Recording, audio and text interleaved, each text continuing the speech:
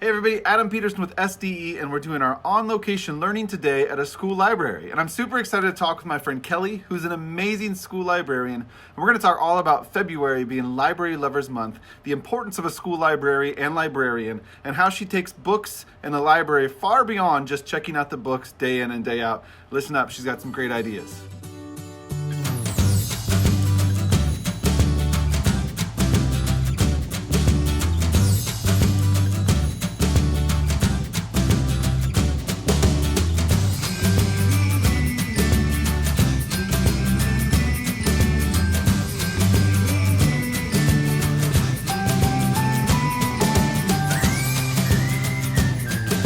It's important for the school library to create a love of reading, but also to encourage kids to use their other resources, such as our public library, and also to encourage families to create a library of their own at home. I do that especially in our summer reading portion of our school. We do a summer reading program, but obviously they only can check out school library books twice out of the whole summer. So I encourage them to use that public library. I'm an avid user of our public library. It's cheap, it's free, and they have a wider variety than you'd find in your own home library or even in your school library. For right now, in pre-K and kindergarten, the books that I can't keep on my shelves are the Gingerbread Man Loose in the School series. They still love Fly Guy. Pete the Cat's always around.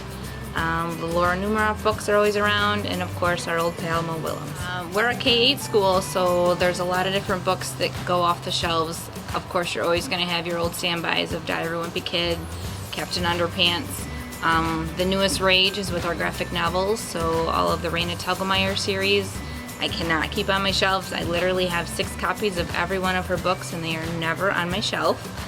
And then as far as like 3rd and 4th, it's kind of a hodgepodge. It really depends on what the teacher is pushing in the classroom and what I'm pushing in the library. I like to push a lot of the award lists, so a lot of those books aren't staying on my shelf. A big one this year is the Mason Buttle book. That's one of the ones that is on the Caudle and the Blue Stem, so that's one of the ones that they're flocking to.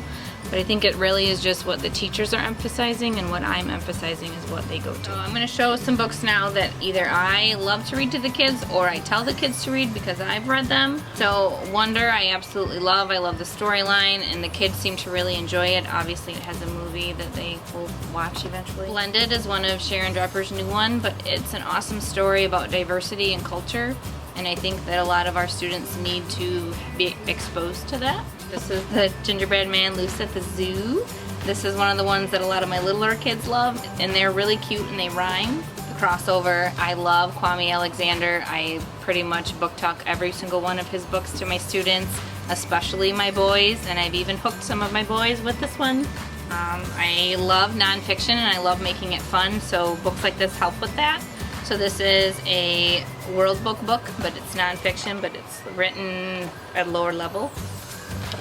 Obviously, Diary of a Wimpy Kid, always a fan favorite. Bird and Squirrel, this is one of the new graphic novels that they're really enjoying. This is like 2nd, 3rd grade. Most of my graphic novel fans have read all of my Amulet books and keep asking me when the next one's coming out. This one is another awesome creation that is basically a spin-off of Mo Willems, so his characters are in the story, introducing the story, but it's written by someone else.